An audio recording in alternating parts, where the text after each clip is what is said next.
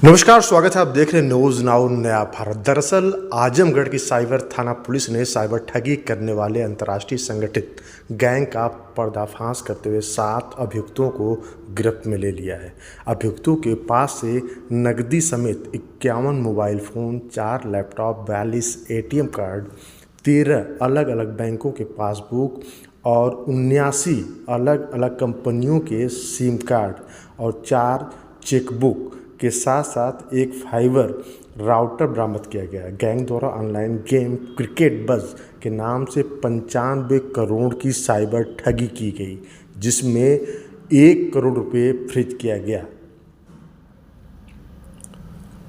आजमगढ़ के वरिष्ठ पुलिस अधीक्षक हेमराज मीणा ने बताया कि साइबर अपराध पर प्रभावी नियंत्रण बनाए रखने हेतु अभियान के क्रम में वर्ष 2024 के नवंबर माह में ऑनलाइन जुआ सरकार द्वारा प्रतिबंधित ऐप्स रेडी अन्ना, लोटस, महादेव से लगभग 190 करोड़ रुपए की ठगी करने वाले अंतर्राष्ट्रीय गैंग का पर्दाफाश किया गया, जिसमें कुल 11 अभियुक्तों को रैदोपुर थाना कोतवाली से गिरफ्तार कर लिया गया है। इस मामले में साइबर थाना में मुकदमा दर्ज भी किया गया है। इसी क्रम में अंतर्राष्ट्रीय गैंग से संबंधित सदस्यों के तलाशी के अभियान में सफल अनावरण करते हुए 22 मार्च को थाना साइबर क्राइम पुलिस और स्वाट टीम द्वारा अवैध अंतर्राष्ट्रीय ऑनलाइन गेम क्रिकेट बज के नाम से social media platform WhatsApp, Telegram, Facebook पर चैनल सब विज्ञापन के माध्यम से लोगों को फंसाकर एक अलग वेबसाइट जिसका नाम alphanels.com है, उस पर लॉगिन करा के वेबसाइट पर गेम टास्क पूरा करने के झांसा देकर पैसे को 2 गुना 3 गुना करने का प्रलोभन दिया गया। और जैसे उन्होंने अपने अकाउंट और OTP दिया, मोबाइल के जरिए उन्होंने पूरे पैसे अपने अकाउंट में ट्रांसफ़र कर लिए। दरअसल 7 अभियुक्तों को पांडेपुर थाना बडालपुर जनपद वाराणसी से गिरफ्तार किया गया। इस संगठित गैंग में भारत एवं अन्य देश जैसे श्रीलंका, UAE के मेंबर विभिन्न व्हाट्सएप ग्रुप से जुड़े हुए थे और ठगी के कारोबार को बढ़ावा दे रहे थे। दरअसल 7 अभियुक्तों में उत्तर प्रदेश से 6 तथा पश्चिम बंगाल से 1 अभियुक्त शामिल है। देश के विभिन्न राज्यों में इनके विरुद्ध कुल 45 साइबर ठगी शिकायतें दर्ज हैं। गिरफ्तार अभियुक्तों द्वारा पूछताछ में बताया गया कि आजमगढ़ में हमारी यूनिट चलती थी, जिसमें नवंबर 2024 में आजमगढ़ से 11 लोग पकड़े गए। इसलिए हम लोग छिपा-कर वाराणसी में यह कार्य कर रहे थे। हम लोग के द्वारा ऑनलाइन गेम्स क्रिकेट बज के नाम से व्हाट्सएप, टेलीग्राम चैनल बनाया गया, जिसके माध्यम से लोगों को प्रलोभन देकर उन्हें ठगी का शिकार बनाया गया।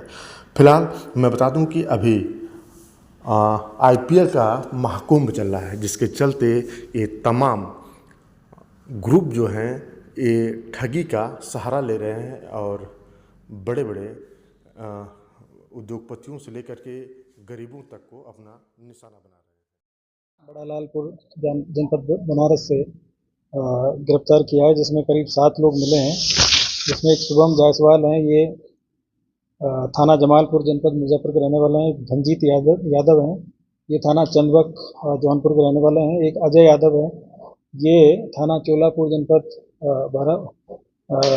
बनारस के रहने वाले हैं। अभय राय पुत्र बहादुर राय, ये थाना बलुआ जनपद चंदौली के हैं। अविनाश राय हैं, ये थाना अंडाल जनपद पश्चिम बर्धमान आसनसोल पश्चिम बंगाल के रहने वाले हैं। एक शुभम यादव हैं, जो कि थाना चोलापुर जनपद बनारस के रहने वाले हैं। और पीयूष यादव है, ये भी थाना गोराबासापुर जनपद जौनपुर के रहने वाले हैं। और इन सब लोगों के पास से करीब 15 लाख रुपए का सामान, जिसमें 51 मोबाइल फ़ोन इनके पास से बरामद हुए हैं, 4 लैपटॉप इनके पास से बरामद हुए हैं और 42 ATM कार्ड हैं, 13 बैंक की पासबुक हैं और करीब 80 सिम कार्ड इनके पास से मिले हैं। 4 बैंक की पासबुक मिली है और एक फाइबर का जो राउटर है वो इनके पास से बरामद हुआ है। और ये पांडेपुर में एक जो मकान है, 2 मंजिला मकान था, उसको किराए पे लेके इन्होंने वहाँ पे एक कॉल सेंटर यहाँ पे बनाया हुआ था। और इनके सारे अकाउंट्स और इसकी हमें जानकारी की गई तो करीब 208 बैंक अकाउंट इन्होंने खुलवा रखे थे और उसमें करीब पिछले 6 महीने में 95 करोड़ का ट्रांजेक्शन इनके अकाउंट में था।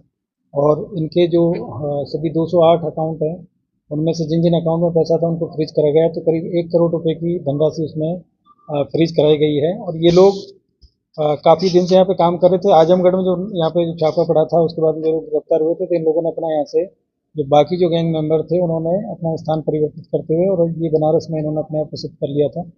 और वहाँ पे ये लोग ऑनलाइन गेम्स जो क्रिकेट बज के नाम से व्हाट्सएप और टेलीग्राम के माध्यम से ये लोग उसका एडवर्टाइजमेंट करते थे और उसके बाद में सोशल मीडिया, इंस्टाग्राम, फेसबुक और इनके माध्यम से लोगों से संपर्क बना के और ये गेम खिलाते थे और गेम के नाम पे उनको पैसा जितवाना, दुगना तिगना करने के नाम पे लोगों को मोटिवेट करते थे, गेम खिलाते थे और उसके बाद में जब वो लोग उसमें इन्वॉल्व हो जाते थे, उसके बाद में जब बड़ी धनराशि जब लोग लगाते थे तो उनका पैसा ये लोग उसमें से निकाल के और अपने बैंक अकाउंट्स में अलग अलग बैंक अकाउंट्स में ट्रांसफ़र करके और फिर उसको कई चैनल के माध्यम से बाद में या तो किसी कंपनी के अकाउंट में ये लोग ट्रांसफ़र कर देते थे या फिर उसको कहीं एटीएम से जाके उसको विड्रॉल कर लेते थे। और ये जो पूरा गैंग है ये वहाँ पे अलग अलग इनको काम मिला हुआ था और ये लोग वहाँ पे काम कर रहे थे। तो ये काफ़ी एक ऑर्गेनाइज तरीके से इन लोगों के द्वारा ये काम किया जा रहा था। और इसमें जो टोटल जो लोग पकड़े गए हैं 7 लोग पकड़े गए हैं और ये 7 जो लोग हैं इनमें से मिर्ज़ापुर के 1 हैं, जौनपुर के 2 हैं, बनारस के 2 हैं, चंदौली के 1 हैं और 1 पश्चिम बंगाल के हैं। और सामान जो मिला है वो 51 मोबाइल मिले हैं इनके पास से, 4 लैपटॉप हैं, 42 एटीएम कार्ड हैं, तो जो बैंक की पासबुक्स हैं और इसके अलावा इनके पास से 20,000 रुपये नकद भी मिला है और 208 अकाउंट इन्होंने अब तक इस पूरे साइबर फ्रॉड को करने में यूज़ किए थे। तो उनकी डिटेल्स हम लोग निकलवा रहे हैं बैंक के माध्यम से और उसमें जो ट्रांजैक्शन है वो करीब 95 करोड़ का ट्रांजैक्शन तो हम लोगों ने अभी तक उसको एनालिसिस किया है। बाकी चीज़ पर भी काम चल रहा है। तो ये काफ़ी ऑर्गेनाइज तरीके से एक जो गैंग यहाँ पे काम कर रहा था, पहले आजमगढ़ में पकड़े गए थे और उन्हीं के जो साथी है फिर यहाँ पकड़े गए हैं और बड़ी संख्या में ये लोगों को मोटिवेट कर लेते हैं और आजकल सोशल मीडिया के माध्यम से और जो भी सोशल मीडिया प्लेटफॉर्म्स हैं उनके माध्यम से लोगों को मोटिवेट करते हैं और उसके बाद भी फिर उनका पैसा ये ठगने का काम करते हैं। तो काफ़ी अच्छी जो कार्रवाई है हमारी जो साइबर थाने की टीम है उसके द्वारा की गई है। इसके लिए मेरे द्वारा जो पूरी टीम है उसको 25,000 रुपये का नगद पुरस्कार इसमें दिया जा रहा है।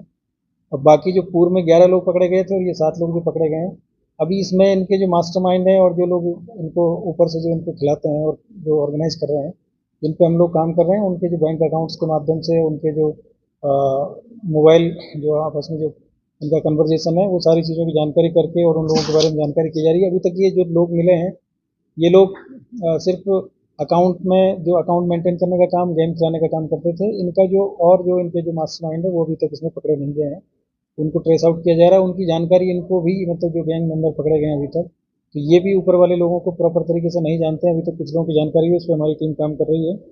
और एक दूसरी जो चीज़ है कि ये जो लोग हैं ये बहुत ही स्मार्ट तरीके से सारा काम कर रहे थे और सारा जो पैसा है वो जो बड़ी कुछ फर्जी कंपनियां उन्होंने रजिस्टर करा रखी है उनके अकाउंट में ट्रांसफ़र कर दे रहे हैं। कुछ लोगों के द्वारा एटीएम से विड्रॉल करके और कुछ सामान की परचेजिंग भी की गई है। तो हम लोग इस पर काम कर रहे हैं और इसमें इन्होंने जो मोबाइल जो होता है इनके पास में जो इनसे भी जो लोग संपर्क करते हैं तो उसको इन्होंने कॉल स्पूफिंग करके और उसमें जो नंबर है वो इंटरनेशनल कॉलिंग का नंबर होता है।